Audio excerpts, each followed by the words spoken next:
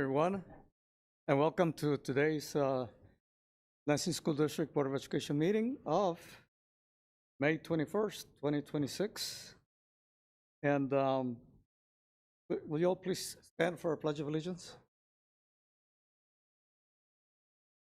I believe the flag.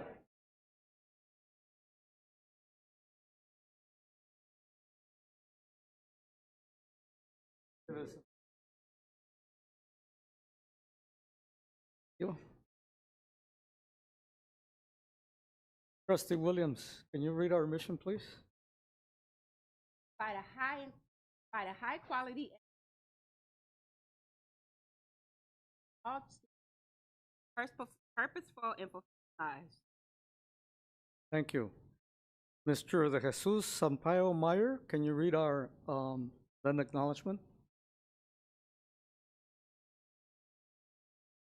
We collectively acknowledge that the Lansing School District occupies the ancestral, traditional, and contemporary lands of the Anishinaabe,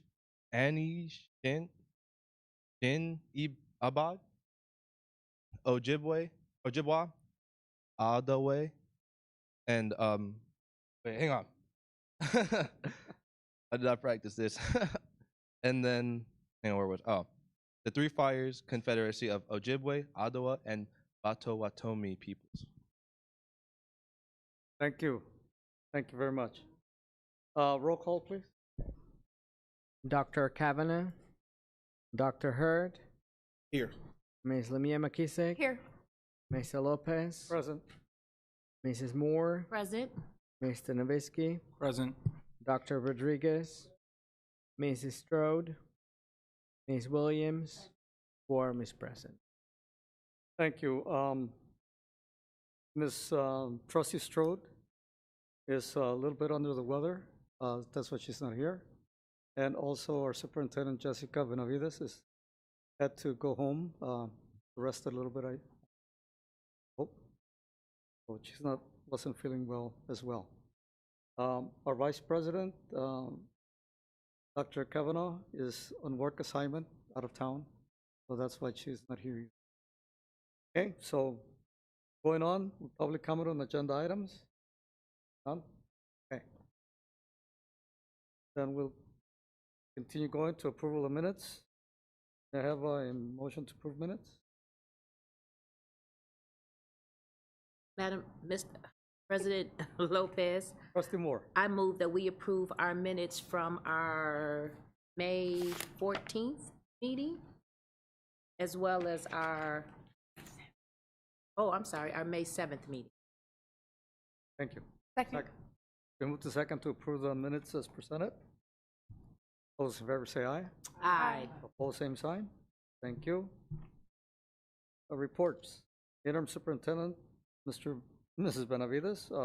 We have Deputy Superintendent Keck here to sit in for Superintendent Benavides. Thank you, Mr. Lopez. Good evening. Tonight we are very grateful to have our joint junior board member, Mr. Washington De Jesus Sampaio Meyer, who is going to give us a little summary of this year's achievements during junior achievement. Please. So the first thing we did in junior board, right, was kind of go over the Robert's Rules of Order, because it's important, like even if it's boring. I think that it was a pretty good first introduction into like a board setting, and especially for me, like we didn't do that the previous years, so it was kind of our first year getting into it. After we did that, we kind of started looking at like the future. So we started talking about an Eversaw trip, because we did one last year. I think we did one starting last year, or 2 years ago, right? Yep, 2 years ago. And unfortunately, I didn't go to the one the year prior. But this year I went, and I felt like it was very uplifting, and it kind of brought junior board closer together.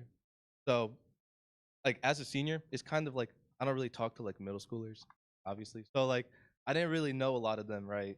So it wasn't hard. It wasn't hard to collaborate, but it was a little more challenging because I didn't know them. Like I wasn't like,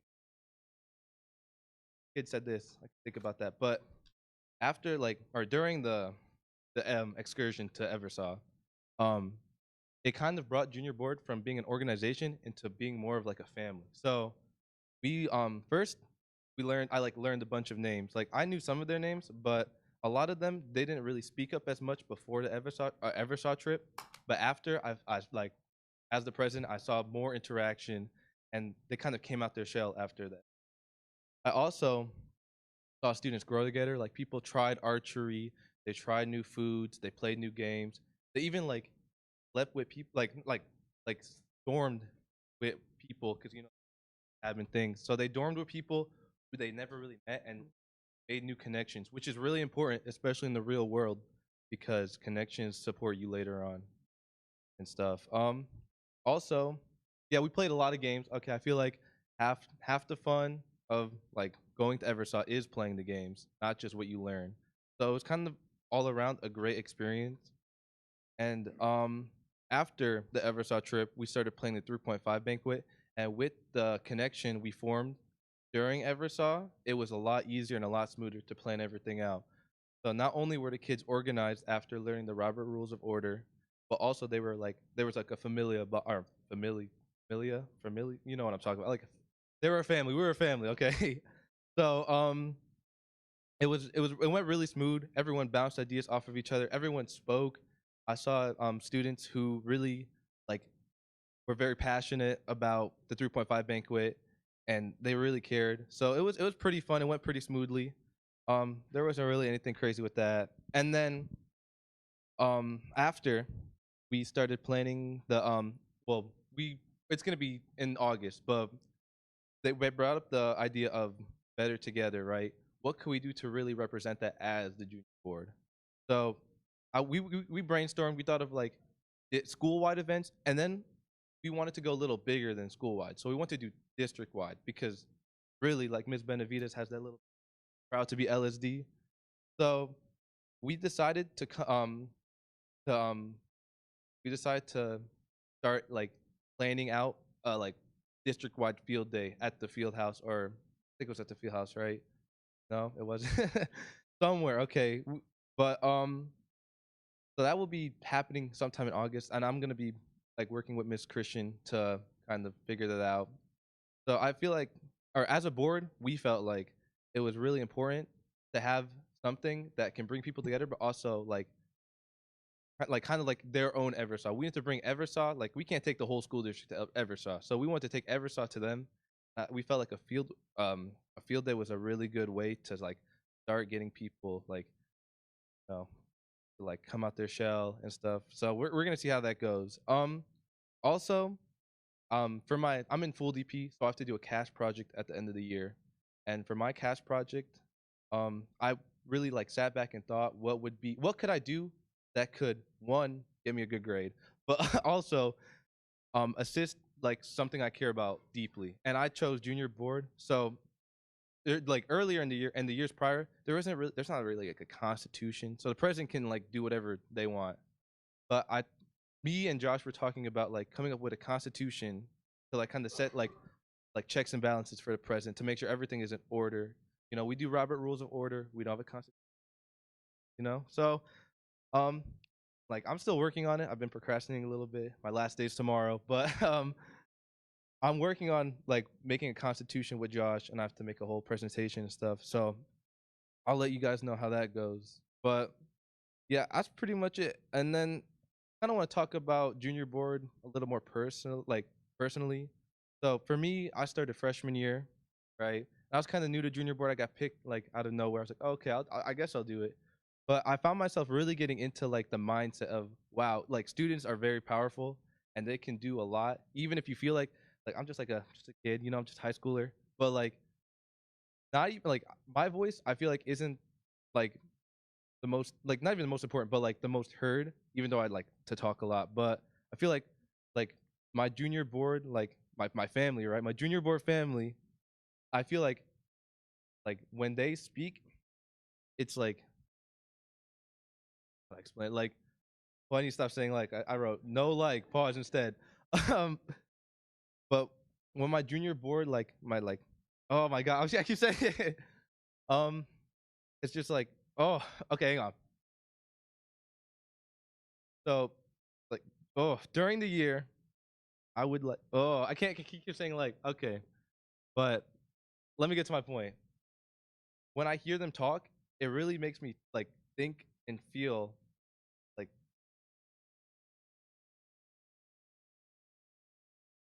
very, very sentimental. Like, I feel like I can feel what their words in my heart, but I also like feel it in my brain, and it makes me want to be the best president I can be for them. So it's really important to me, like to like get the bonds that I had with them. I'll remember this for like the rest of my life, even though it's only like short 4 years. I made memories here that I don't think I could have made like in a student council or National Honor Society, even though I am in those things. But junior board was a really special like foundation and group, and it's important because in the real world, having organization and building bonds with people is going to get you like far. And I'm happy I was able to do it with junior.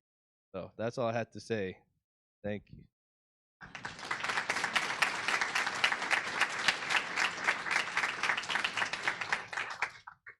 Thank you, Washington, and you were the first group that has been part of the Board of Education.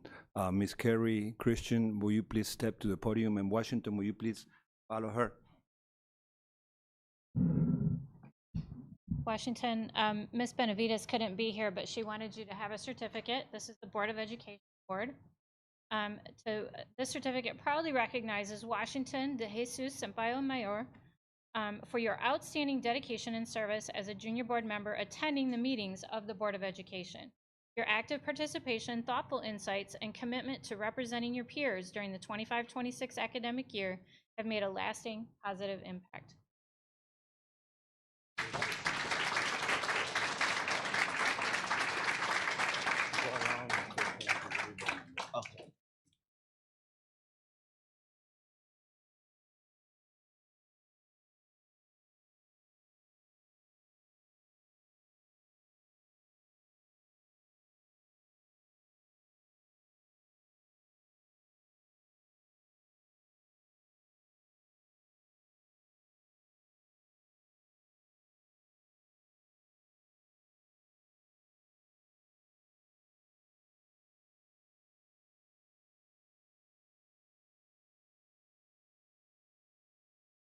There's a future school board member. All right. Okay, we continue on and now with presentations. Mr. Our next, Assistant Superintendent. thank you, Mr. Lopez. Our next presentation is from the Lansing Safe group, and Ms. Tiffany Lemieux McKinsick is here to speak to us. Please.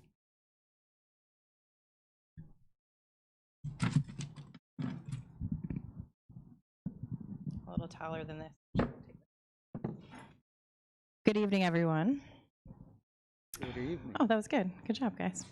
I'd first like to start by thanking everyone that joined us here this evening, as well as the school board, Mr. Keck, Ms. Christian, and Interim Superintendent Benavides for inviting us here. I'm Tiffany Lemieux McKissick, and I'm the Director of the Office of Financial Empowerment with the City of Lansing, and it is my privilege to be here tonight to recognize the work of our incredible Lansing Save Bold Lansing youth interns and youth board members. The Lansing School District, in partnership with the City of Lansing, MSU FCU, the Lansing Promise, have an incredible program for our students called Lansing Save. Right now, every student, kindergarten through 11th grade in the Lansing School District, has a designated post-secondary savings account at MSU FCU. Next year, every single student in the Lansing School District, kindergarten through 12th grade, will also have a Lansing Save account. Additionally, MSU FCU is providing financial education to each student, kindergarten through high school. Why is post-secondary savings so important? We know that every year, an average of 3 million students drop out of their post-secondary pursuits, whether that be college, trade school, or certification, due to a financial emergency of $500 or less. Additionally, research tells us that children with designated post-secondary savings that know about it are far more likely to continue their education after high school and complete it. We are here tonight to recognize the hard work and tremendous effort of our youth interns. This program was created by one of our own students, Xavier, at Everett High School, to help ensure that his fellow students know about their account and encourage them and their families to help save for their futures. Each high school, Sexton, Everett, and Eastern have a designated youth intern and their own designated youth board. Their leadership has had an enormous impact on the effectiveness of this program, and other communities across the country are looking to replicate this program and their efforts. And I'm here to tell you that Lansing School District students are brilliant, talented thought leaders who will make a difference in this community and others for generations to come. And I can say that with authority because I'm the proud mother of 2 of them in this room. But we're also here tonight to present $2,500 capacity building grants to each high school in Lansing School District to support their efforts in ensuring that our kids are successful in high school and beyond. This program and these grants were generously funded by the Community Economic Development Association of Michigan and LEO. So thank you very much to CEDM and LEO for believing in our kids and investing in them. So it is my extreme honor to recognize these incredible youth interns and their youth boards this evening. And we are certainly proud to be LSD. And also, the mayor couldn't be here tonight, but he wanted me to tell you that he's extremely proud of you too. So thank you very much.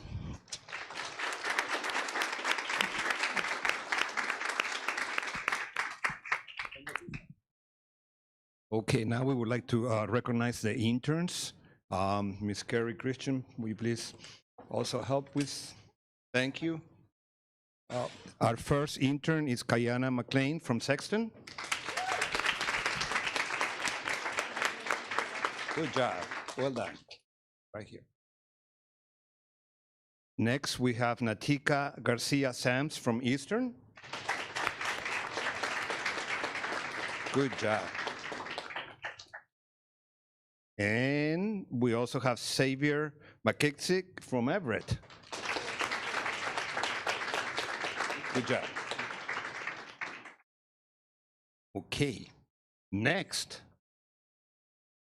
All the youth board members, will you please stand up so everybody can recognize you? Good job.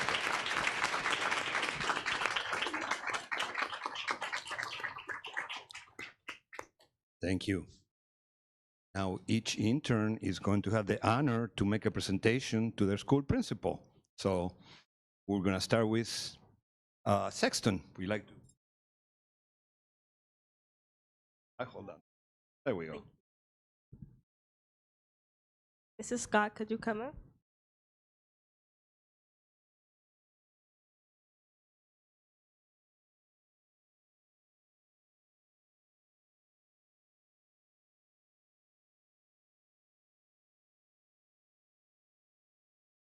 Yeah.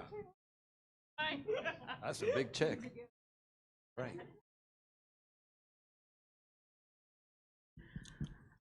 I'd like to call Mr. Carruthers from Lansing Eastern High School to the front, please. Where's the check? Yeah.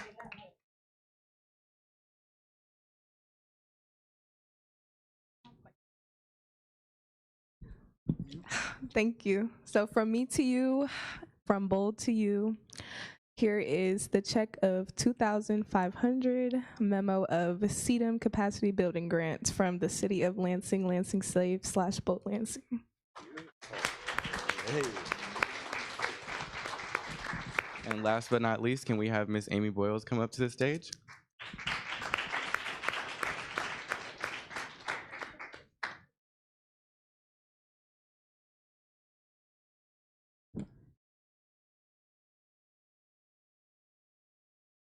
Okay, wonderful. And we have one more person, Lansing Tech Principal, Mr. Mark Pogliano, please.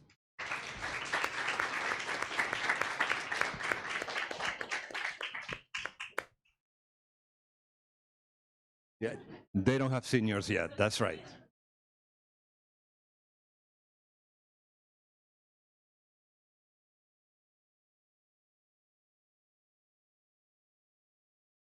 Thank you, all of you, for your support of the program and your partnership and for being incredible leaders. Our high schools are amazing. And like I said, the proof's in the pudding. So thank you for your dedication to our community, all of you. And thank you, youth board members and our interns.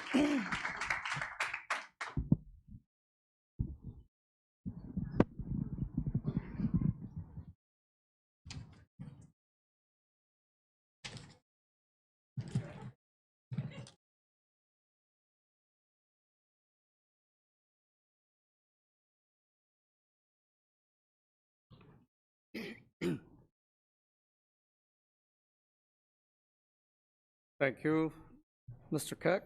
We go to item B. I think this is also yours. Okay, visual Well, thank learning you. boards. Very busy evening, Ms. Benavides. I hope she's feeling better. And our next is one of the areas that everybody really enjoys is to do the visual learning boards. And today we have with us Post Oak. And if you're from Post Oak, can you please stand up?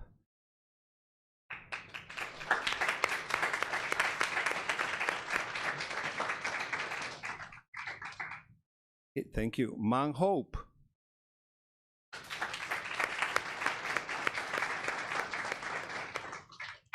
Dwight Rich.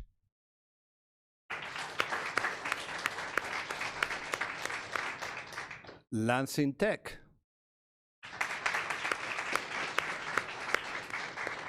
And Forest View.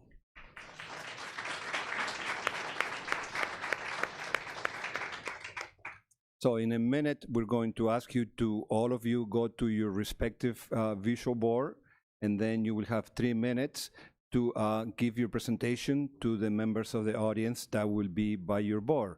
So Mr. Alex, you have the 3 minute, it's 3 minutes, right?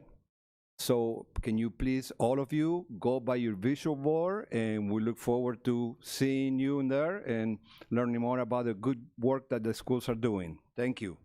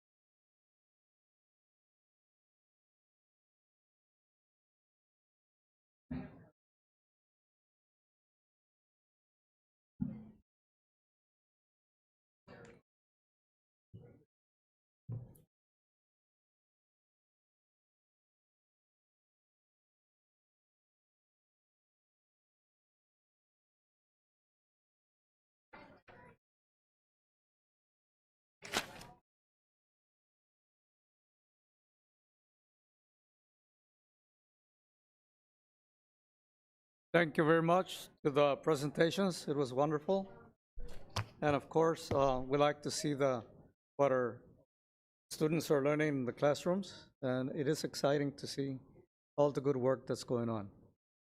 We're going to move on with the meeting, and we're going to go to item C, ISS presentation, 2026-27 budget planning and financial outlook. Mr. Deputy Superintendent. Thank you, Mr. Lopez. Ms. Adams, thank you for being in front of us. And I think we're ready to go. Ready for all the fun? Thank you. So this evening, we will be looking at the 2026-2027 budget and our financial outlook. We have several things we want to discuss. What is a budget, some components of a budget, where our money comes from, how we spend our money, what our current financial position is, and then moving forward, what our budget looks like, and then closing remarks. So to start, what is a budget? A budget is the financial expression of the board's priorities, aligning resources to advance student outcomes and ensure responsible stewardship of public funds. In simple terms, the budget is a roadmap that connects our goals to the resources needed to achieve them. What are the key components of our budget? 1, revenues. Revenues are the money that we receive during the year. 2, expenditures. That is what we spend. 3, fund balance. That is essentially what we keep in reserve. You might think of it as your savings account. All 3 pieces play a factor in building a budget.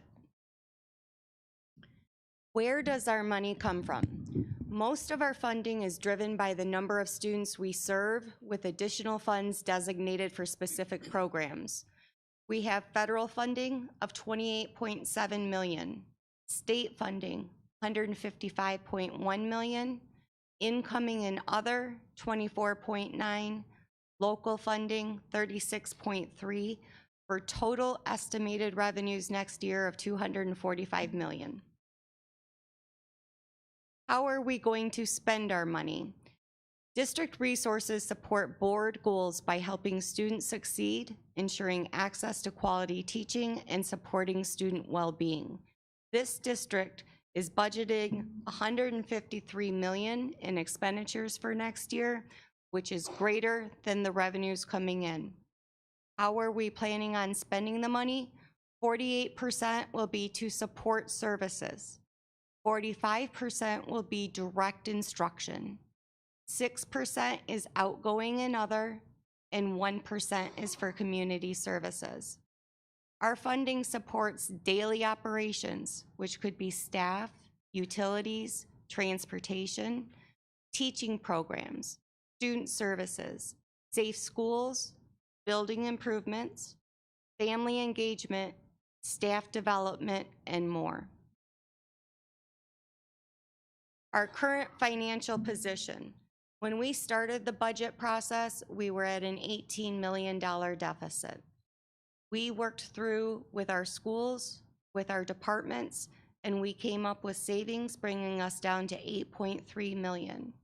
At Central District Executive Team level, we met and we all internally identified over 50 positions from central office that would be eliminated for the next school year in the hopes of attempting to balance and right-size our budget.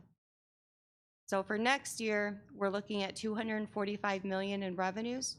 We're looking at $253 million in expenditures. That is an $8.3 million structural deficit. As we look toward the future, we know we have several employee contracts that are up for renegotiation over the next year and the next 2 years. We also know that retirement costs and healthcare costs continue to increase each year, as well as our transportation, fuel, utilities. We have challenges that we need to address head on, and in order to ensure that this budget is this district is financially solvent for many years to come. If you look at our current fund balance of $42 million, That is essentially, with the way we are currently spending, about 4.5 to 5 years of budget, if we maintained our current spending patterns and the current revenue streams. We have the same amount of facilities that we did around COVID. Our enrollment is not the same. Our students are not the same. Our grade structures at the schools are not the same. So we need to look at reducing our footprint and recognizing savings through economies of scale. What does that mean? Let's say we had 2 elementary schools who had less than $100, I'm sorry, not $100, 100 students per school. When you combine 2 schools, you then have savings from administrative, secretarial, staffing, utilities, transportation, and you then have the ability to maximize your class sizes, and you recognize those efficiencies through streamlining your staffing. I say all of this because the next screen is going to be talking about next steps, but we need to start thinking differently than where we have been, just simply rolling a budget over from one year to another. That's very a simplistic matter of looking at what we've done with our budget over the years, but we need to do something different. We need to approach it different, and it will take the involvement from the Board of Ed, our community, our staff, and our internal team here. When we look at our budget for next year, using 8.3 million brings our projected fund balance down to 33.8 million at the end of June 2027. That is a 13.37% fund balance. The goal would be 15 to 20 and maintain it. Oops, sorry about that. Yes, ma'am. Sure, if you want, there's only 1 or 2 more slides, and then we can go back if you don't mind. Moving forward, the district operates 24 schools and support facilities. As enrollment has declined since before the pandemic, concerns about operational efficiency and economies of scale have increased. Major cost drivers remain outside of our control, including our collective bargaining agreements, our continued inflationary pressures, rising fuel and transportation costs, increasing utility and insurance expenses, and escalating costs associated with large contracted services and facility maintenance. Moving forward, the district may need to evaluate long-term operational efficiencies, including building utilization, consolidation opportunities, program alignment, strategies to better match staffing and infrastructure with student enrollment trends. In closing, we've already made some changes. We've reduced our discretionary budgets. We've eliminated conferences. We've eliminated food from our budgets. We've looked at how we can share supplies, materials between departments rather than having stockpiles. We have done everything we can do at the centralized district level at this point. Could there be another handful of position savings? Yes, there could be, but that isn't going to get us $8 million. So I think the biggest thing that we could do is look at reducing our footprint and having savings by consolidation. So what exactly does that look like? Those are some of the discussions we need to have. And now I'd like to open it up for any questions you may have. Thank you. Trustee Williams?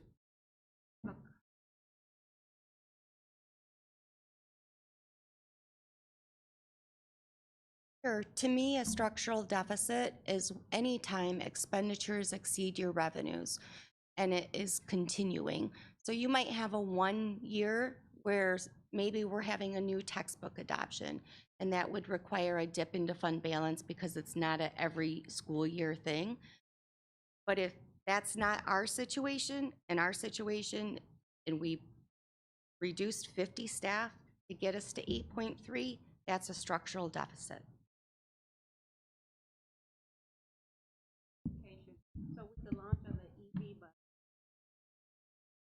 our students, the other.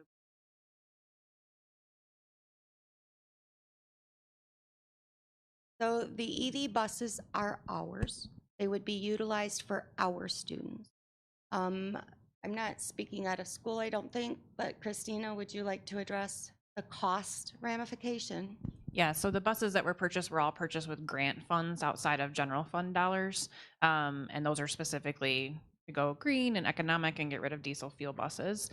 So those are our school buses. They are Lansing School District buses that Dean Transportation drives, opposed to when we outsourced to Dean Transportation many, many years ago and they purchased our fleet. We actually own the EV buses ourselves as a district.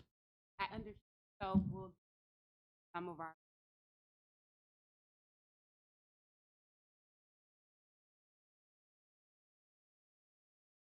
So the transportation costs that we have right now are mostly around fuel and staffing.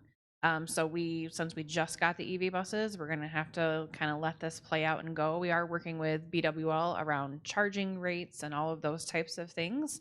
And what we're looking to do is charge our buses during no peak, unpeak times. So peak times for all of us are like 5 o'clock to 10 o'clock at night. It's when most people are home. We all get charged more electricity. In case any of you don't know that, don't wash your clothes from 5 p.m. to 10 o'clock at night. Don't run the dishwasher till after you go to bed. Those types of things that helps you save on your energy costs. So same thing for us. When we're looking at charging our buses, we're doing it on off-peak times, but we really need to start utilizing them, which we have, and then monitoring if we're like, where are the savings coming in and making sure we're kind of continually working through that. So ideally, in addition to helping save the environment, this should help us with some costs. But I also want the team to understand this is eventually 20 school buses of our about 70 school bus fleet, right? So, and we don't really want to go above that, right? We don't want to go full, Michigan's not a place to go full electric. Maybe if we were in Arizona. But yeah, so we're continuing to monitor that, but ideally that will help us in some ways cut out those diesel fuel costs and then lower rates with electricity.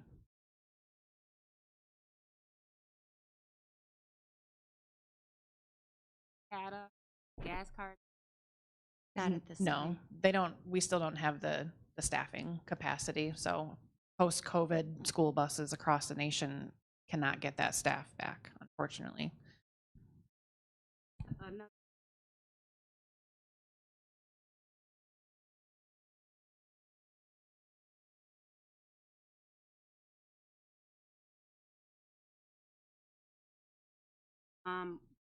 Talking about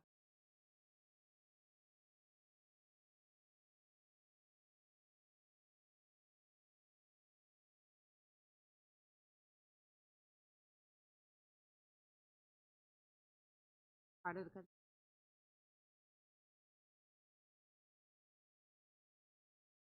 So to my knowledge, we are continuing forward with our builds that we already had planned. The consolidation, though, would be us discussing with the board different options that we see and that you see, and maybe coming up with something that we all agree on, and I would hope involving the community in these discussions as well from the get-go. Anyone else? Trustee Rodriguez? Thank you very, very much. Are you giving the board any recommendations to cut the $8 million to nothing as soon as possible? Not today. I am working on I didn't plans. say today, I say as soon as possible. Yes. What kind, do you have anything in mind? I have several things in mind that I'm already working on. As far as when those would be presented, probably sometime after the audit has been completed. Because this board member is not going to vote yes in this budget unless I see some recommendation that these $8 million are cut as much as we can before July 1st. Just to clarify, when we started building this year's budget, we were at an $18 million deficit. We've already identified and come up with cuts to get us to the 8.3 million. And just as a reminder, this board adopted a budget for the current school year and modifications, amendments that showed the use of fund balance of $10 million. So this budget is better than the one we even currently have. This budget is honest compared to the other ones. We have $52 million plus. Then we went to $42 million plus. Now we are in $32 million plus. That is my concern. Are we going to continue doing with our budget the same things we are doing lately, or we are going to modify the system? We are going to modify the system, but we also have structural plans that need input from the board and guidance from the board as we move forward. We can't make these decisions in unison or all by ourselves. No, it's a cooperative work. It's them and us. Yes. What we cannot be just saying is we are going to have $8 million deficit starting the new year. I don't think that is the best way to start the budget 26-27. Respectfully, this budget is coming in less than the current use of fund balance. We fully recognize that this is not ideal, and we will continue working to streamline the budget and reduce costs. But in general, we have a structural deficit that's going to require all of us working together to resolve it. Additionally, this budget is built on many assumptions. The state hasn't finalized the budget yet. They have all these proposals on the table. We don't know what the truth is. They have things saying that 31A and 41A will be consolidated with less restrictions, but what's been put in writing so far seems to indicate that there will be more restrictions. And then, was it yesterday or the day before, they came out with changes to the property tax structure? That is a significant negative impact to the district. So we're very well aware this is not the best thing. It's not what I would want it to be, but we're so far beyond where we were to begin with. We definitely will continue working on trying to get this down. And then my final one, not because I doubt about you or anybody, I care about the district. Same. The way we using the budget, giving the administration money, the principals money, is the best system that we can use, or we can do a better system that we protect our budget and protect our students? Yes. I think we need to go back to a modified school-based budget, which is what we did before, where the district handled the wages and benefits off the top and took that stressor away from the schools, and then we let them program their discretionary money. I would love to see that for several reasons. I think several people would. One of the main reasons is I want the principals to be the instructional leaders of the schools and the community. They, unfortunately, when I was a principal, I was not training to take care of money. I was training to take care of the students and the families. Money takes a lot of time and a lot of and how to use it. I think that is I recommend a review of this particular, and I think we can save a lot of money and do better for the students. Thank you, Mr. President. Anybody else? Trustee Hurt? This administration spent the better part of my first year on the board telling me that school-based budgeting in the way that we've been doing it was absolutely ideal. And so what changed? So I think that school-based budgeting is a wonderful tool. It's a great tool, especially if you have the capacity to sit and work on your budgets for hours at a time. And you love working with spreadsheets. Do not. I learned that many of our administrators do not sit in an office just working on spreadsheets and budgets all day. Surprisingly, they are in the school working with students and working with staff the bulk of the time, and parents. So we've been fine-tuning the school-based budget year after year after year, and now we recognize that we need to go an additional step. It is backwards, to where we were before, but it was a good process and it was a good learning experience. And I think it did help our administrators open their eyes and view the budget differently. And maybe they appreciate the finance people a little bit differently too. Thank you. You're welcome. Anyone else? Trustee Nowitzki? Just speaking on behalf of the Finance Committee, I want to express my gratitude to the staff already for the work you've done to get from that 18 million to the 8 million for this proposed budget. In previous years, you know, the proposed budget tends to be a conservative estimate of where you think the state's going to be and all that. But typically through the year, the budget amendments, which we expect one coming up again for this year, you've been able to find some efficiencies and savings and bring that down. Do you expect the same for this proposed budget? Yes. Or is this closer? I would say that this is much closer to reality to the reality we know today. There's still so many unknowns, but in my 28 years here, every year, every amendment, it gets better because there's usually savings, or we find that what we had planned to do, maybe we need to pivot a little bit. We're not interested in just throwing money out the door or pressuring our schools to spend their general fund dollars. Our focus next year will be primarily on the grant dollars, not all of their dollars, but the grant ones. I want them to spend the money we've asked for and that the state has given us or the federal government has given us. And so we'll be working with them more closely on that piece rather than pushing so hard on all of their spending. So I think that's something for the board to consider. Of that 8 million where we start the year, typically, you know, 1 to 2 million has just been in the fact that we budget conservatively for enrollment for what we think the state's going to give us. And then usually because we budget conservatively, that improves once we get the final numbers.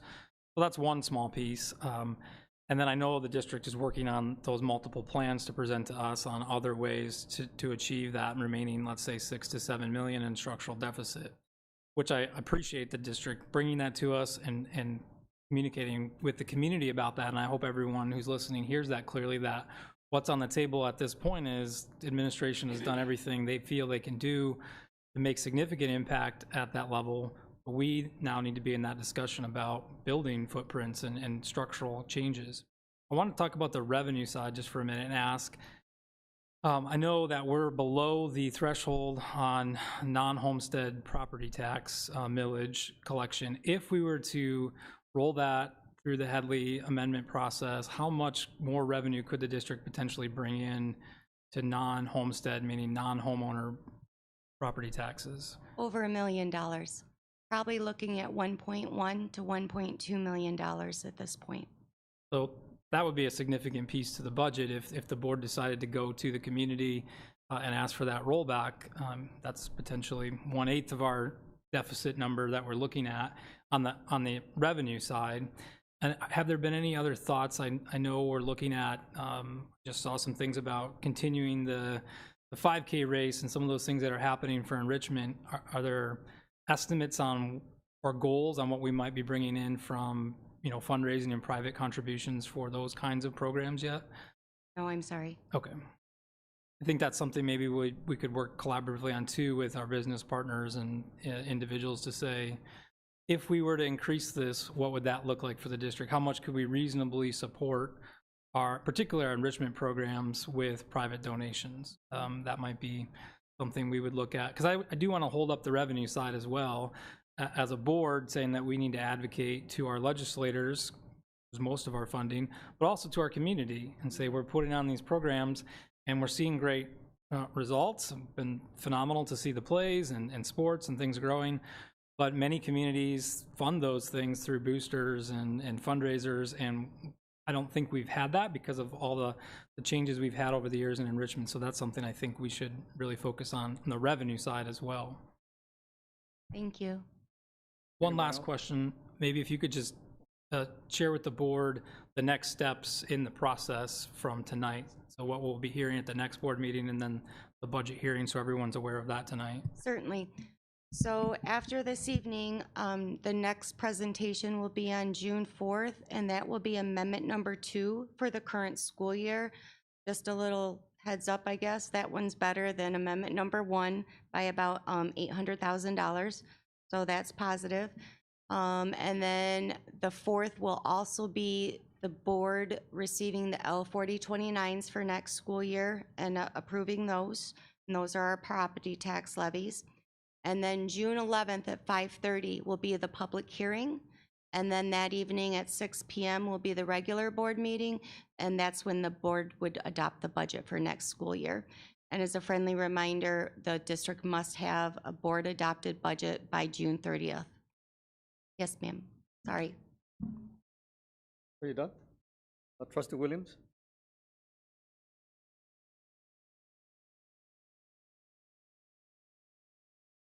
In the fall, yes, ma'am. No, they'll be here for prelim June 8th, and then August 25th through September 4th is when the real audit will be. And then it takes about a month and a half to compile all of our reconciliations, and then we present to the board. Anyone else? Okay, go ahead. I did think of one other thing that I want to ask is, in this proposed budget, how much is there for capital projects spending? There is nothing in this budget to transfer out to capital projects. So we know that that is a potential area of very much concern. And what we are under the impression is we are submitting our solar rebates. The thought was that we would get the $1 million that was due to general fund before June 30th. So that is built into amendment number 2.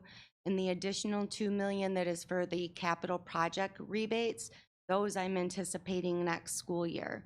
So depending on when they come in, I'm hopeful that it will be soon, like July and August, then that $2 million will be available for capital projects. So it's kind of a grayish area right now. Well, that's another thing for the board to consider on the structural side, is because that's not in the budget, it brings down that use of fund balance temporarily, but it also puts us behind on what we know is needed maintenance. And if we don't address that, that causes some deferred maintenance costs. We'll maybe have this one-time funding, you know, whichever budget year right now, but that's a piece that's not showing up in here that really we need even more revenue to cover that in the future, or, you know, we don't have those capital needs that we're going to have. So wanted to make sure everyone was aware of that. Trustee Moore? So do we have a backup plan just in case we don't get those funds that you're speaking of right now? I'm sure you do. Duct tape, prayer. I got you. No, seriously. No. So seriously, Yeah. We have sinking funds still. We may potentially, she won't want to hear me say this, but we may have to pivot on a couple of projects. It depends on what happens. And then I'll let her speak because, yep, I did overstep. That's the look she just got. Yeah, so no capital project money, like Kim said. There's nothing built into the budget like we've had for several years. Sinking fund, however, we can use for certain emergencies, but not all emergencies. So a boiler breaks down, yes. A hole in the roof, yes. Need a new maintenance vehicle? Nope. Need to just paint for some reason? No. I mean, so there's some limitations to sinking funds, but we are, right now, we have slowed down any projects where we can use sinking fund in case of emergency. So I don't want anybody to think like if we have a boiler go out, if we have a roof start to leak, we have $0. We do have sinking fund dollars to help with those types of things. What we cannot do is continue to make those massive infrastructure updates to stop the reaction. You know, we started to move to a proactive, let's make those changes and make our schools more sustainable for a long time. We kind of have to stop or slow down that progress at this moment in time outside of the bond funds that we have. So our new buildings that are coming, separate dollars specifically for that, those will continue. But we can't continue to just make those updates to our facilities on that path that we are on. We're starting to move back to a little bit more of a reactive approach. We are being as proactive as we can, right? So if our boilers look like they're going down, we can make those fixes with sinking fund money, but we just can't do those massive upgrades like we have been doing. The other thing is we received 31AA, our mental health and security money. And if we needed, if there was an urgent problem like a boiler broke or something, we can reach out to the state and they could allow us to use that funding.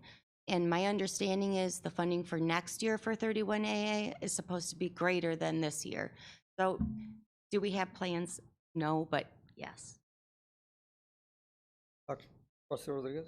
Thank you. And this number that you gave us, did you include all the money that every building is having yet? It didn't spend, or? No. No. But So there's some money there. there is a little bit of money there, but the majority of the school's unspent money, they deferred to next year already. So it's already built into next year's budget. There may be a couple $100,000 between all the schools that hasn't been accounted for yet, but I won't know until after the school year's been closed. So that's something we would address with amendment number 1 next year, as well as enrollment, where we're actually at. And I guess that brings up a point for your question. Last year, when we built the budget for the current school year, we estimated enrollment at 9,600 kids. We're over 10,000 now. Next year, we've estimated enrollment at 9,900. We're over 10,000 with spring count. So we'll see what our enrollment looks like. I'll have to true it up with you with our First Amendment. The really all the money that you gave, or we gave to the principals, is already in these numbers. That is correct. It's already planned out. Yes, sir. Then it's nothing there that they have. Very little, yes. Very little. Okay, thank you. You're welcome. I think we had to have that. Okay. Anyone else? Okay, I do have a couple of questions. So we need to deal with our footprint, right? So we have buildings that are not being used for classrooms, like Otto Middle School. It's a building, I don't know. I'm sorry, which school? Otto.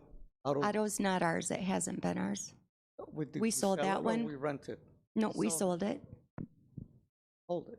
a while ago. Well, I'm glad you said that because I've been asked questions about Otto. What are we doing with Otto? It's not ours.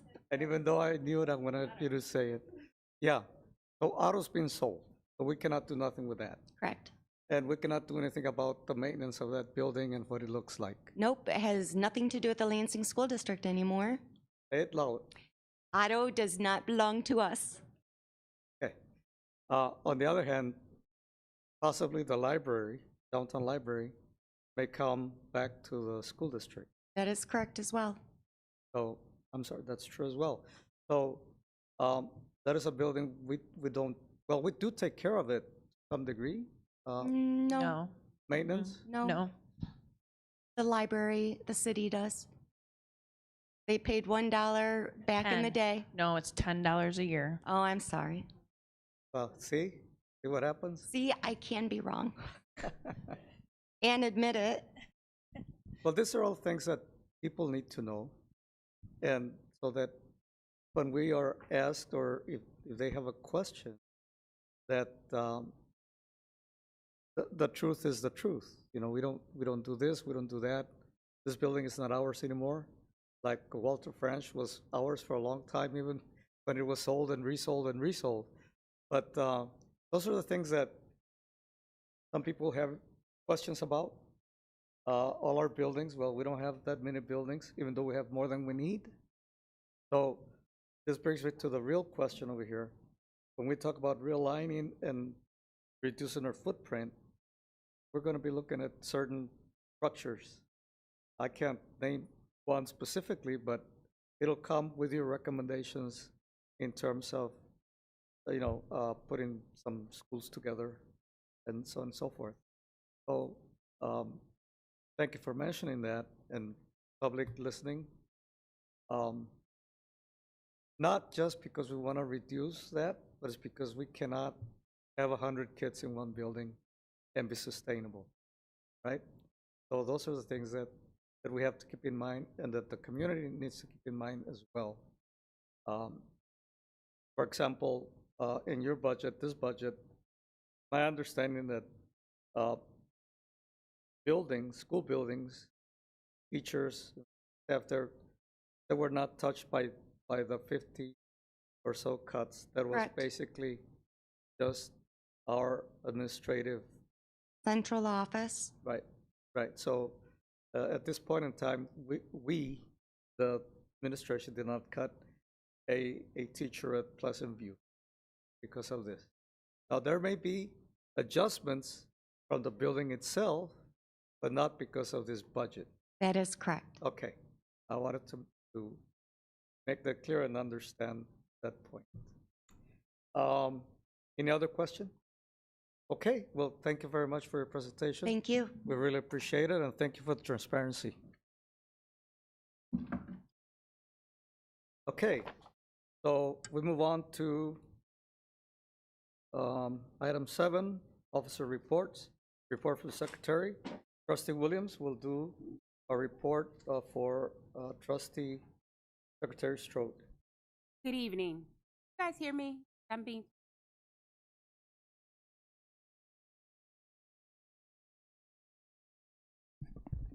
Can you hear me now? Please join us for the LAFQ Capital City Classic on Saturday, May 23rd, 2026 at Jackson Field, Lansing, Michigan. The gates open at 9 a.m. Game 1 is at 10:05, where it's the Eastern Quakers versus Sexton J-Dubs. Game 2 is at 12:35, Sexton J-Dubs versus Everett Vikings. And Game 3 at 3:05, it's Everett Vikings versus Eastern Quakers. Please, you guys, join us. It's the long weekend. Let's go have fun playing baseball. We celebrate the class of 2026. Graduation ceremonies will take place on Saturday, June 6th at the Jack Breslin Center events.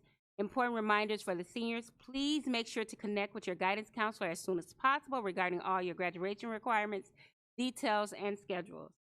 May 22nd, planning and records, half a day for the elementary students. May 25th, Memorial Day, no school. Please rest, relax, and enjoy. June 3rd and 4th, testing, half a day for the high schools. Our next last day of school is June 5th. It's a half a day. The next board meeting will be June 4th, which is our regular board meeting at 6 p.m. Thank you.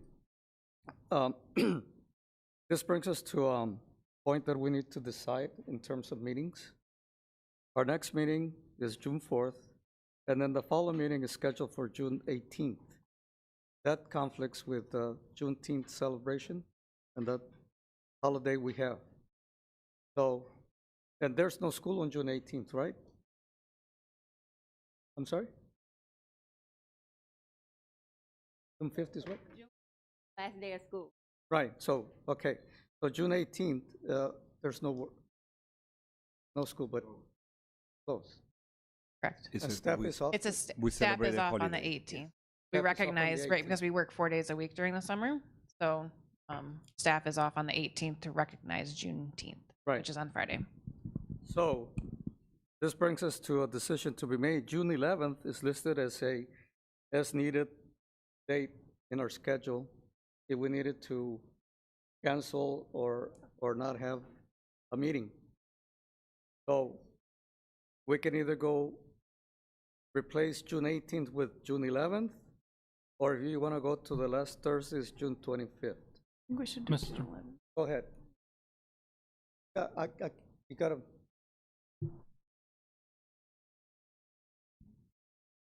June 11th is our public hearing. It's been published in the newspaper. We must have our meeting on June 11th. It is the public hearing at 5:30 and then the board adoption of the budget at 6. Okay, well, that takes care of the question.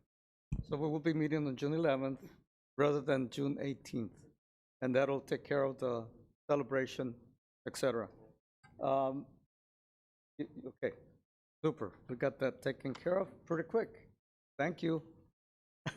Thank you very much.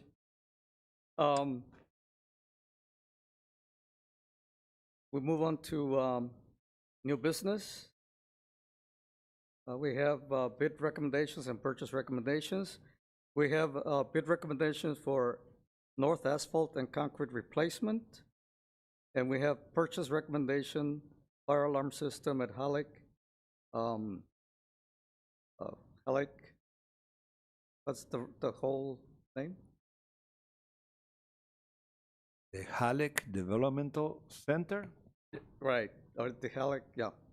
All right. And then we have purchase recommendation for Atwood blinds and the recommendation for boardroom streaming equipment replacement.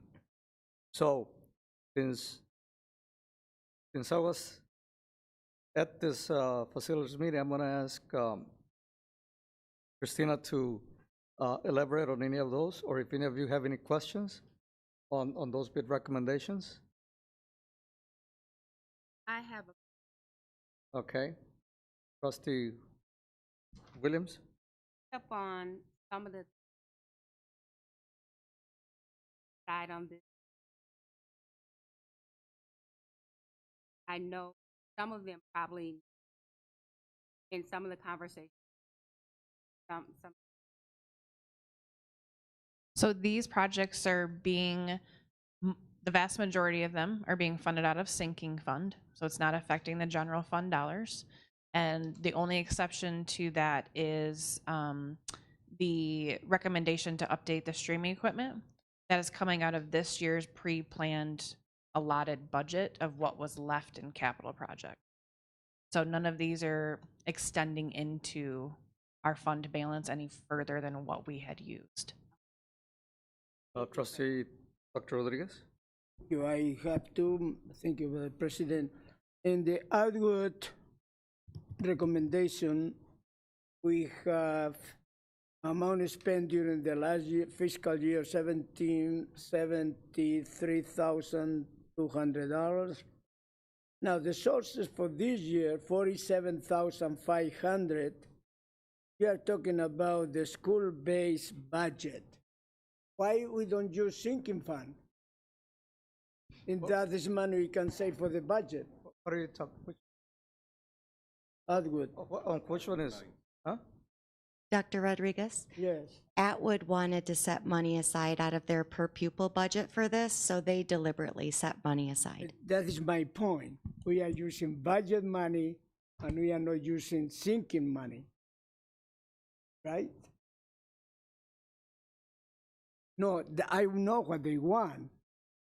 My point is what is the best. Because using money of the building, and I don't know if the money in the building was the purpose to go for facilities. You know, the purpose was for education of the kids. Then that is another. Then this money is coming from, they did some festivities and they sold something and they get the money, or this money was given to them by the Lansing Board of Education. Go ahead, Ms. Adams.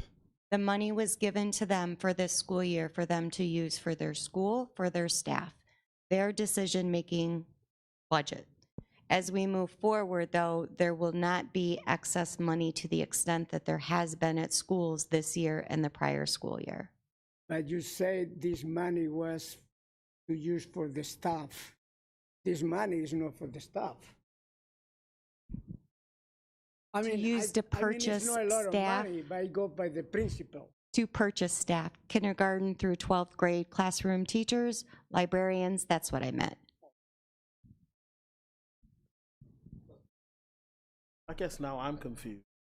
If the money, and I'm walking the real line here, no, I'm not the money man. But if the money allotted to schools is for staffing or supplies for students and teachers and things, how does a school justify using said monies for blinds? Part of making their school, beautifying their school so kids feel welcomed in the environment that they're in. That was part of the charge we gave to administrators. You have the funding, please use it to beautify your school.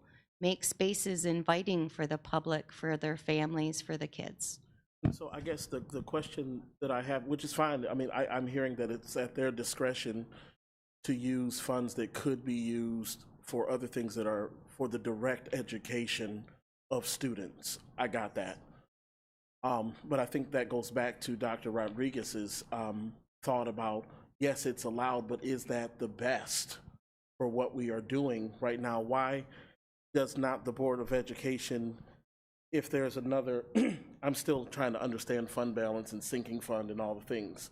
If there's another space for that kind of money to come from, why doesn't the Board of Education just buy Atwood some blinds so that they can use this money for the direct education of our students, for more reading resources, or more teacher supplies if that's what they need?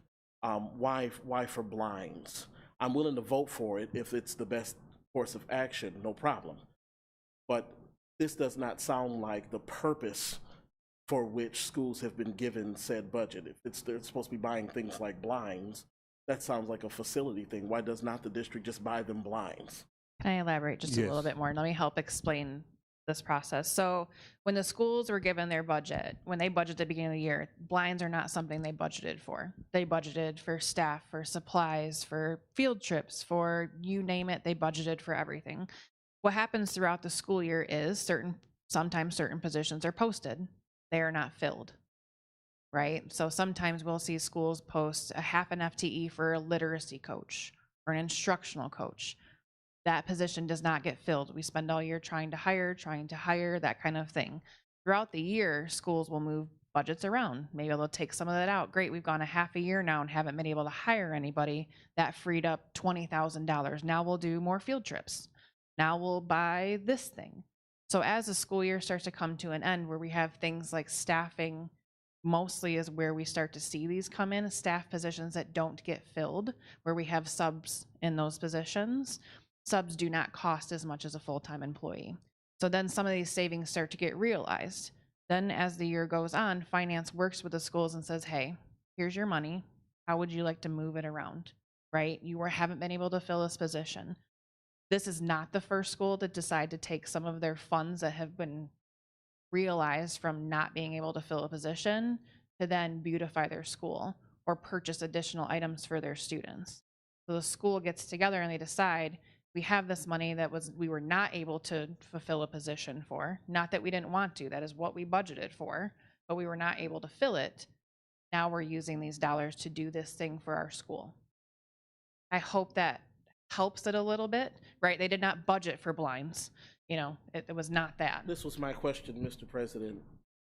She's cleared it up for me. My question, I mean, if we are allotting money for school communities to educate students and to have the proper staffing, I would not vote for blinds when the money could be used. But explaining it that way helps me understand that this is money that was left over because they weren't able to get fully staffed. Correct. If a school is in need of a facilities type item, that comes directly to the operations team and we make that happen. That's what I wondered. Yes. But this was something kind of extra. So when schools have this extra money, they're like, we'd love to do this thing. And then they take that money and they get together and decide to do the thing. And just to add a little bit to that, I think it was mentioned earlier by Ms. Adams, and you were questioning about the school-based budget. These are the things as the leadership transition in the district is happening and all that we're reviewing in the future, because this is what can happen when you give an allocation of money to a school and they fill their staff, but then if they have extra, they make a decision as a school base. And what we're starting to think that we might have to go back to how we've done things in the past, that a little bit of school, a little bit of central, because we have to make sure that the money that we have is enough for everybody. And so we don't have a deficit as large as we have had in the last year and a half. Trustee Moore? Thank you, Mr. President. So I just want to make sure that I'm clear on this. So when schools have money left over at the end of the year, we can't roll that over? So we allow them to defer a certain dollar amount. So when Ms. Adams was speaking earlier, how we had already taken care of the schools rolling for, we only allow them to defer so much. Okay. So it's not like, nope, you can save up hundreds of thousands of dollars and put it in next year and keep going and keep going and keep going. We allow 10%. Then everything after that is you have to spend it or it goes back. Okay. But moving forward, we're likely will not have any carryover. Okay, okay. All right, got it. Any other question? Trustee Dr. Rodriguez? Thank you, Mr. President. It's this thing that I would want to buy can be bought by sinking fund money? Not. I need to double check. Let me double check on it because there are those few things. 100%. You can buy by sinking money. Yep. We saved $47,000 to go to the budget. The other part that I appreciate that 100%. The other part that I wanted to point out is sometimes school has have perfectly working blinds, but they want, or I'm just using this as an example, or they want to update them and make them more or different or whatever it might be. And that's kind of where some of this is coming in. So I just want to make sure, you know, the sinking fund could not be used necessarily to update the entire school district's blinds, you know, because then we're talking about millions of dollars. But I can double check and see if this is something that is approved out of sinking fund. I just know we have limitations to exactly what we can spend it on. But if we vote today, then can be tabled until June 11? Hold on. Well, the other part is too, is we're allowed to transfer funds. Like, I know you're voting on it today. What I can do is, if it is approved by the board today, we can look and see if it's a sinking fund allowable project, and we can use sinking funds instead of general funds. Okay, So, we go. so for the purpose of this particular item, we approve it with a caveat that the administration seek to use other funding other than the school-based budget. And this money from the school come to the general fund. Well, it would go to general fund. Yeah, it would. Yeah, It would come. To, it would go be to general realized as fund. the same. Okay, thank you. Is Trustee Moore? No, I think you cleared it up. So, because I'm thinking, why would we take money from the sinking fund when that can go towards another project that we may need to use that money for if the school has this money available to use? To me, it just makes sense to utilize those funds that they have left over, and we keep that sinking money for a project we really may need to use it for. I'm just trying to understand all of this. Well, those are possibilities. Yeah. I mean, you know, I think that staff is going to look into it and see what happens. My belief is that I think that's for brick and mortar projects, the sinking funds generally, maybe other things. But just as a statement, I think that a school with preppy blinds is not a good, you know, vision for our district. So these blinds, and actually would help students as well. And I don't think we're talking about not having blinds. I think it's just where it come from. But just, I think students need to have blinds that cover the sun if the sun is too bad, you know, so they can concentrate on their learning. So, having said that, we're not going to pull it out of this motion that's going to come, but we have that caveat. Okay, do I have a motion to approve?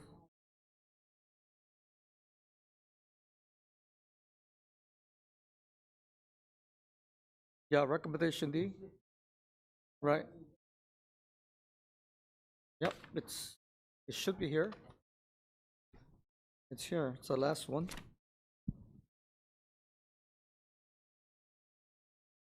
$35,000, I believe. 35,268. 35,200. Okay. Any other? Okay. Can I have a motion? Not all at once. Now, if you want to pull one or the other one, you can do that.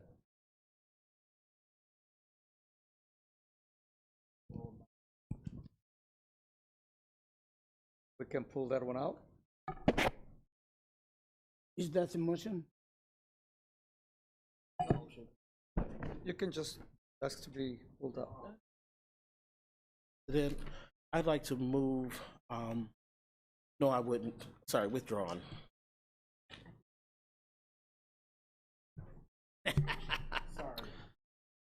Mr. President, Yes. I move that the Board of Education accept items A, B, and D as presented. Second. We move to second to approve those items mentioned. Is there any other discussion? Okay. All those in favor of the motion say aye. Aye. Oppose? Same? Motion carries. Okay, item, which is the, Mr. President? item C. Mr. President, I move that the Board of Education accept item C as presented. Second. We move to second to accept item C as presented. Any other discussion?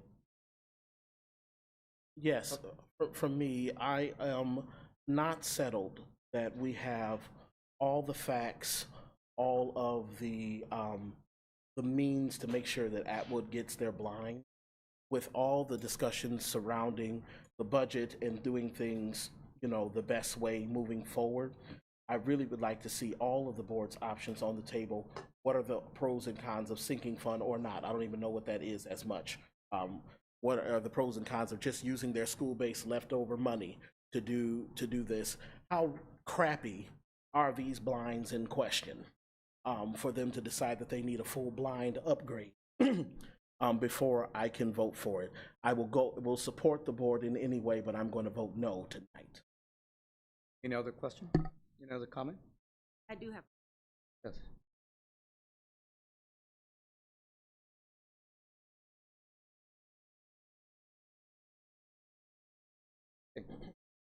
Any other comment? Mr. President, I'll just say I'm pleased with the conversation tonight. I think this has been a good case study into how the current process is working.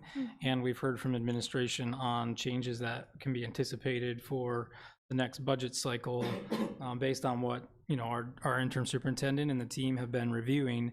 My view is that under the current budget, the staff has informed us that this is what the school's been informed for this year, and they've been following those expectations along with our executive team, that this money is in this budget.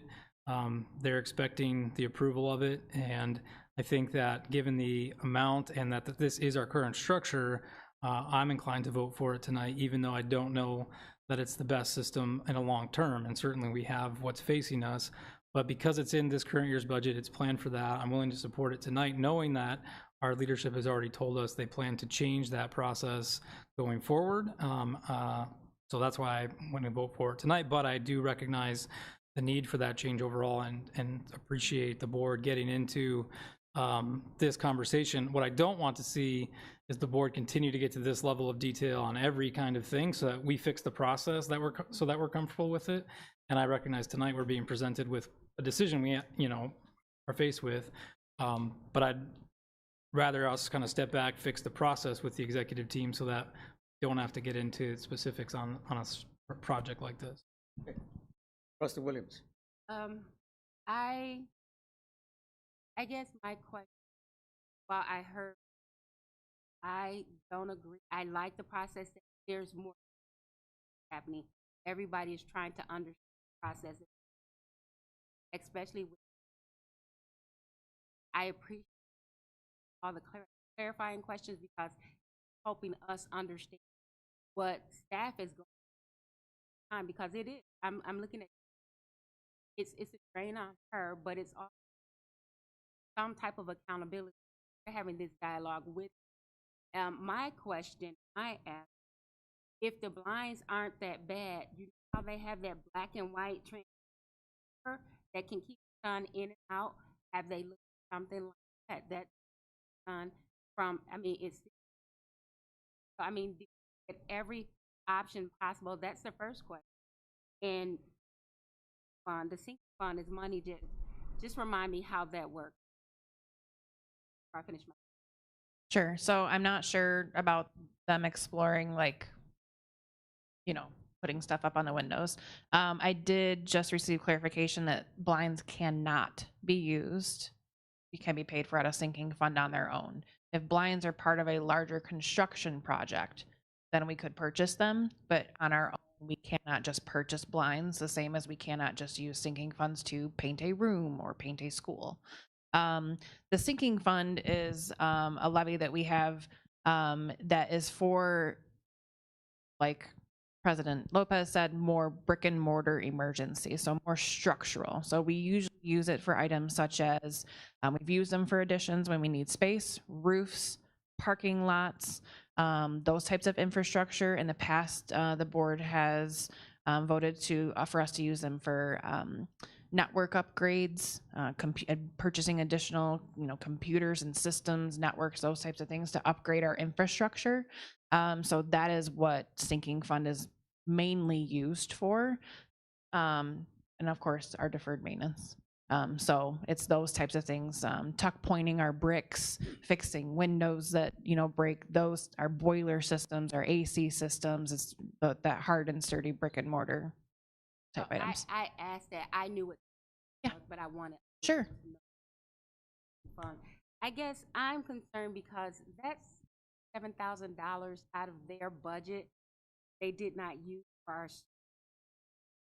So they used this is not the only money that they had left over. So earlier when I was kind of addressing Trustee Hurd, trying to help explain that is, as the year goes on, there's lots of funds. They used a lot of other additional funds that they had available to them and purchased items for the students, for the staff, additional programs, all types of things. And they're working with our finance department throughout the year for that. This is even more additional money that they had on top of that. So I don't want it to seem like $47,000 was, or $35,000 was the only money that they had left over and they chose to spend it, on blinds. That's not the case. They had quite a bit of money throughout the year as positions were not filled that they had posted. And then they used that money and tweaked those budgets and put them into things like additional supplies, books, teacher items, student items, nights, hosting like fun nights and different things that they would for the school. So they've used them for lots of different things, not just this one item. This was just additional item money that was left over, and then having conversations with the staff. What do we want to spend this additional funds on? The staff decided that they wanted to spend it on getting new blinds for the school. My concern also would be that we don't penalize Atwood. All along, this has been their money. They knew if there was savings from open positions, they could work with their staff and determine what was best for their school. Other schools have deferred funding and built new positions into next year's budget with their money. If we tell Atwood they can't do this with their $45,000, they essentially lose it. That's really not fair and equitable, and kind of takes away everything that we have done over the past few years to hold all schools equal. Okay, go ahead, Trustee.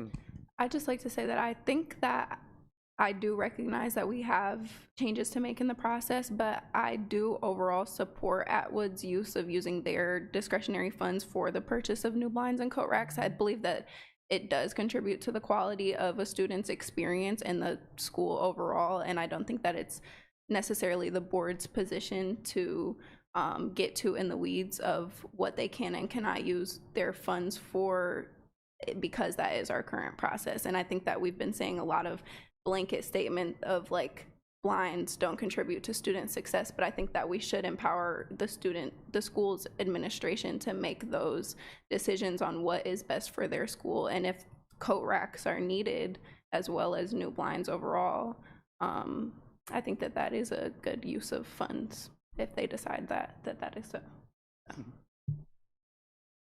Okay. So we have a motion, a second. There's no discussion. We're going to have a roll call vote. Dr. Hurd? Yes. Ms. Lamia McKissick? Yes. Mr. Lopez? Yes. Mrs. Moore? Yes. Mr. Novisky? Yes. Dr. Rodriguez? Ms. Williams? Thank you. Motion carries. I just want to thank administration and certainly our finance director for giving us all this information that we need to really take into consideration, and the transparency that's happening on this process. It's not the end. This is just the beginning of this process. So we're going to have more discussions, and I think that as a board, we need to be aware, but also look at the big picture. And the administration runs the district on a daily basis, right? We give them the means, but they need to tell us how they're going to spend that money, and I think it's happening right now. And I hope that I don't hope, I want it to continue that way, so that we can make common decisions, decisions in a common way amongst all of us, that we know what is going to happen, what's going to happen, and how we can correct it. And I look forward to the changes to the process that you've been talking about. Maybe that led that process, some in the school building. I remember the school improvement teams approved the building budgets. I remember years ago, we had the school improvement teams here to tell us why they were buying this instead of stuff that will help the children. And I think it's the same question that we're asking today. But I think that as we move on and the changes come through, that I'm looking for a better way to serve our school. Thank you very much. Trustee Hurt? I'm equally grateful to our finance team and administration for the great work. But I do want to assert that this board has oversight function to ask the very hard questions that might seem trivial or in the weeds, as sometimes we say when we want the board to butt out. But with expenditures at the level, the amount of money that this board is being asked to approve from meeting to meeting, I would appreciate having as much context as possible in order to make an educated, intelligent decision about what is best for kids. I'm going to trust the administration to lay it all out for me so that I can vote yes or no, because I don't work here from day to day.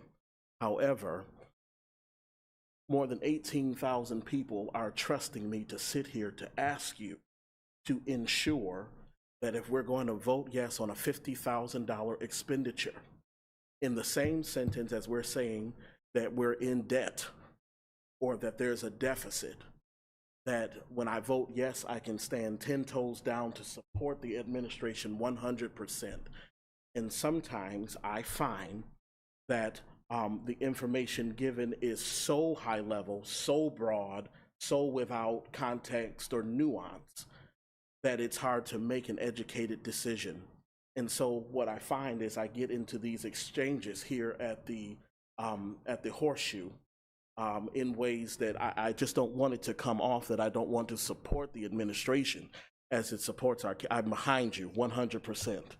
However, I will sleep better at night knowing that I've gotten all the information that I need and that all the things that are appropriate and within the law for us to make these high-level decisions, because ultimately it is not up to the school. Otherwise, we wouldn't be voting on it. It's got to still come to us. We decide on the budget, not the school.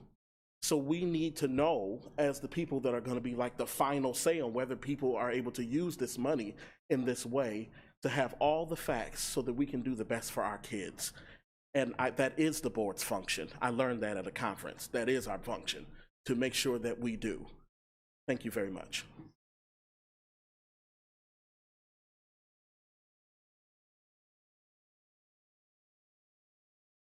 I'm sorry. We're moving to public comment on non-agenda items. And we have a speaker, William Welker. You have 3 minutes to give us your information, and the board does not respond to public comment.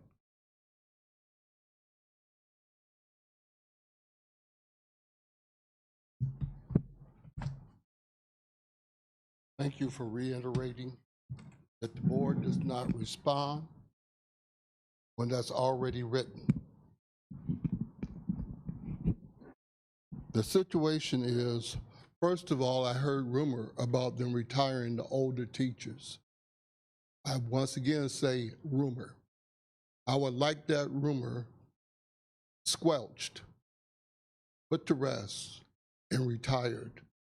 That the older teachers, the ones with the most experience, are not being retired. But I'm gonna move on. My next concern is, number one, before I go any further, I have breathing issues. That's a handicap. So I'm requesting more than 3 minutes. that would be up to you to accommodate my handicap. My concern is the reports that I'm getting created by the school district. The report says a 93.81 graduation rate. I am a little bit on the old side, and I went to school at Sexton in '71. I've looked at the Lansing School District rates for each high school. None of these exceeds 93.8. There's 4 of them. The highest is 90. My mathematic background says to reach an average, the items in question must be at least what the average is. I've sat here with my phone and calculated this several ways. If I use just 4 of the schools, which are shown in your report, it comes out to an 84% graduation rate. If I eliminate the Crossroad High School, I come out with an 87.75 graduation rate. If I use all 5 schools, including the Lansing Technical High School, I come out with an 86.8 graduation rate. My mathematics is old. I used to be a commercial pilot, flying hundreds of miles per second, or miles per minute.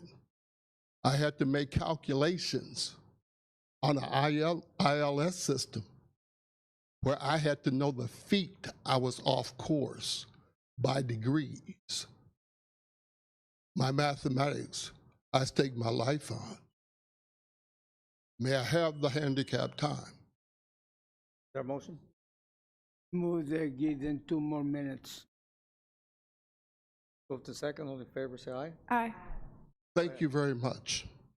Now, this presents a problem to me. I went through statistics. We can alter them, shape them any way we want. I'm deeply concerned. In here it says some school had a goal rate of 85%. And according to the board back there, it was 85%. How can we predict the future? Next, if these statistics have this type of clear error in them, I'm deeply concerned about the education process. How can I rely on what this massive report tells me, and there's an obvious mistake in it? If I got 4 numbers, the highest is 90, the lowest is 75, how can I come up with 93.8%? I just can't figure that out. But I got the old mathematics. Maybe somebody here can create this new mathematics, because it indeed has to be created. But I'm also concerned because this report puts the students at an ignorant level that you're graduating. Reading is below average, writing is below average, mathematics is below average, and you're graduating them. This is our future generation. We have to compete with China and other countries that are educating their people. We are supposed to be the highest. Ladies and gentlemen, please review what's going on. Good day. Thank you very much. Okay, we are down to comments from board members. We have Dr. Trustee Rodriguez. Thank you very much. I just want to let the board know that I attended the Lansing Promise meeting yesterday. and they get all kind of the report, how many students graduate, how many students are already applied for the Lansing Promise. I think this is about 310, but it's about 53%. Please, students, seniors, apply for your Lansing Promise scholarships. They are waiting for you. That will be a good way to go to Michigan State, Olivet College, and other places like Michigan State University. Then please go and apply for Lansing Promise scholarships. I will recommend, Mr. President, maybe soon the new president of the Lansing Promise give us a presentation and the plans, the strategic plan. What are the numbers? Because they were talking the number of families that they touch, the number of the students that building by building they were doing the promise celebration or promise pledge. I think it should, this board should be more connected with the Lansing Promise and be together. Then it's up to you, members of the board, and how we can really, because it's our students that are involved. It's everything there, and I think it should be incredible how we can be connected with them, collaborate, and do together. I also attended the celebration of 2 different graduations. I think that were excellent way. And yesterday, I think I went to the transportation, and we were there for the EV buses, and it's the future. And I hope that we can use all of them to transport our students with less money, that we can take care of the budget. Thank you, Mr. President.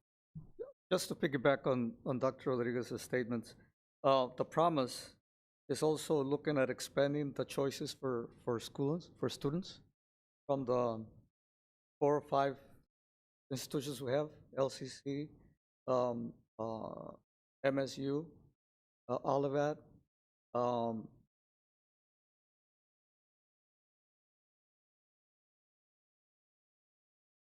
I think we Yeah, currently we're looking also at have it. Davenport. We're looking at it. Well, Davenport, I believe so. LCC, yeah. But we also, or Promise, also funds trade school, the trades. So that's an important part, because not all students want to go to college, but they can go to a trade, either through LCC or through our unions that are cooperating with our Promise scholarships. So, and yes, 15 more schools that we're looking at to expand the choices for our students, because at times they want to go Central, for example, and Central is not included right now. So those are things that are happening through the Promise. Thank you, Dr. Rodriguez, for bringing that up. Trustee Hurd? I want to congratulate the Sexton Singing Sensations, who had an awesome concert tonight. It might still be going on. I'm sorry I couldn't make it, even though I was invited. And to all of our performing arts and sports, enrichment activities. If you've been winning things, even if you haven't been winning things, but you've been playing, you've been doing your concerts, the school plays, I'd like to give a shout out to Eastern High School. It burns my tongue being a J-Dub to say I'd like to give a shout out to Eastern High School for their excellent play, which was Mean Girls, which went on with much success. We've seen so many amazing productions happening around the Everett dance shows and the showcases, all the band concerts, everyone who's done things getting toward the end of the year. Congratulations on all of your success. I just wanted to make another plug to our members who are on the Promise. I'm so thrilled about an expansion of 15 more schools, and looking very much forward to the wonderful news the day that you all come back and report that they've expanded to add HBCUs as well. Would be glad, so in case you don't want to go to Central Michigan and you want to go to Central State in Wilberforce, Ohio, you could also do that. I would be thrilled to see all the 105 HBCUs, that's the historically black colleges and universities, in the United States be on that list. Also wanted to just make a plug for the National Association for the Advancement of Colored People. I'm the liaison to NAACP, and we had an alarmingly low rate of submissions for scholarships this year for NAACP, not for lack of getting the word out to schools, but we saw participation low. And I'd like to ask the board to help me as I'm liaisoning to help our schools that we represent when any community partner, not just NAACP, any community partner that is saying, hey, we want to give our students in Lansing schools free money to go to college, that the students get the information and that we are encouraging our students in Lansing to throw in those essays or whatever is required so that they can get this money. It is unfortunate to hear that the largest school district in this area did not have one recipient of that scholarship this year, which has not been a thing before. So I would love to see us take more initiative for that. For next year. There's so many great things happening in Lansing School. I'm just proud to be LSD tonight, and I'm proud of all of our students. And I also wanted to bring light to our students as a whole. We're getting closer to summer, and as many of us know, sometimes this time of year can be very scary for many young people that we serve. We give 2 meals a day, and oftentimes our after-school programs have yet another meal that our students enjoy every day. And just like right before the holiday seasons, summer break can be very scary. I encourage all of our families, if food insecurity is befalling you and your family right now, please call your principal. Please call the Lansing School District so that we can give you the resources that you need. If it's about getting into summer activities, please call your school. Please ask us. We are here to help you. There are many things, and is a deep well of resources that the Lansing School District has and its partners to be able to make sure that your student has an enriching summer and a safe summer. I'm very grateful to all of our staff, all of our students, all of our administrators, everyone who has made this school year so successful. I know we have another board meeting, but that's been weighing on me heavily, that sometimes we see an uptick in traumatic responses from our babies because school is almost out. They're excited that school is almost out, but it's also a bit apprehensive because school is almost out. And so I want to thank everybody who continues to serve our kids. And with that, if you've been teeter-tottering about getting to the PACE office to enroll your baby in Lansing schools, it's high time you come home. Thank you. Thank you. Trustee Williams? Kurt captured a lot of things, but I just want to go back to last week. Last week, I was proud. LSD had our first African American celebration. Families involvement. Kudos to our speaker, Brian Beverly.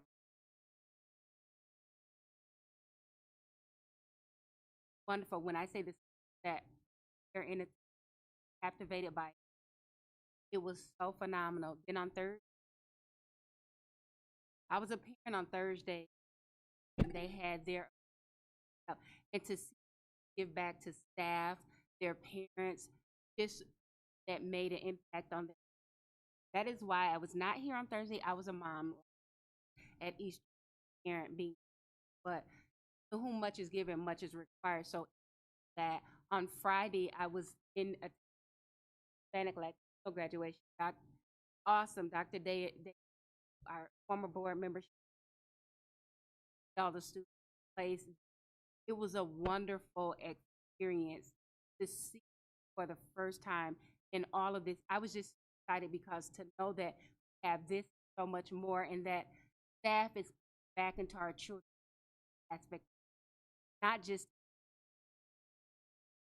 their differences. They celebrate that. Such a great week. This week we got the baseball. I'm looking forward to going to the baseball game. Our senior tomorrow is their last day. hug them, support them, because the next 2 weeks are hard for them. Their freedom is elevated. That elevation of freedom happens. So guard your extra vision, because we've already seen the last 3 weeks a lot of catastrophic things happening. Cars and vehicles. Start our children. And then next Thursday is senior celebration starting at 7:30 with breakfast. And then I'm looking forward to that. I think if you can, please, it's a wonderful. I always run into Dr. Nino, who's always, guys, just every opportunity that we can that there's celebrate our students. Let's do. They need to see that we support them and support them. Their families know that's that connection. So if you can be in, then like you said, I'm proud to be LSD. Oh, side note, board, you guys were talk of the parent roundtable. First celebrated. It was times that they were glad that we did not go outside. Somebody home. So when I say family roundtable, celebrated you. This is from the parent roundtable, because yes, I am a member of the parent roundtable. So kudos from the parent roundtable and the super. Proud to be LSD. I am. Thank you, Trustee Williams. President.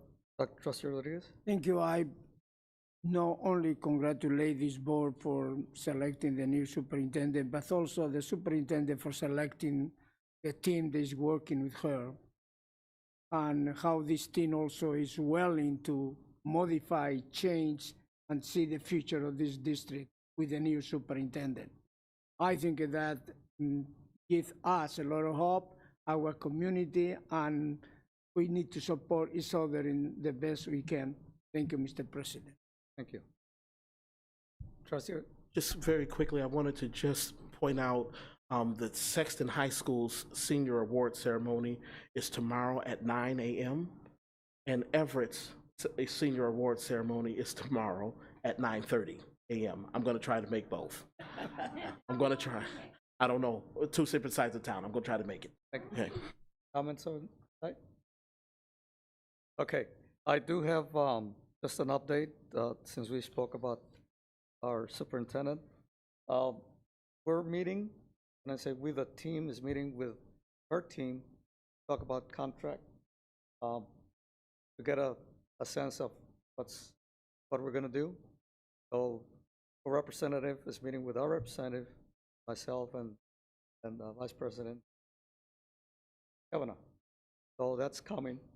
So that's an update to this process. The other thing is that I see that the adult education graduation is May 27 at 6 p.m. White Ridge Auditorium.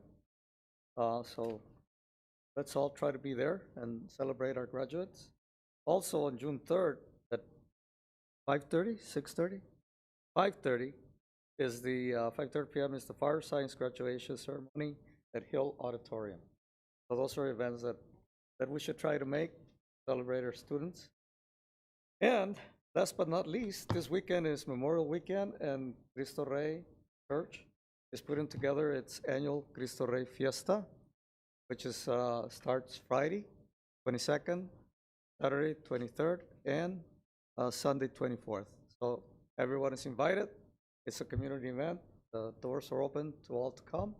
And we will also see our students, or many of our students, performing during the fiesta. So come and enjoy food and entertainment. We also have a children's rides, so carnival. All right. Any other comment? Hearing none, we're adjourned.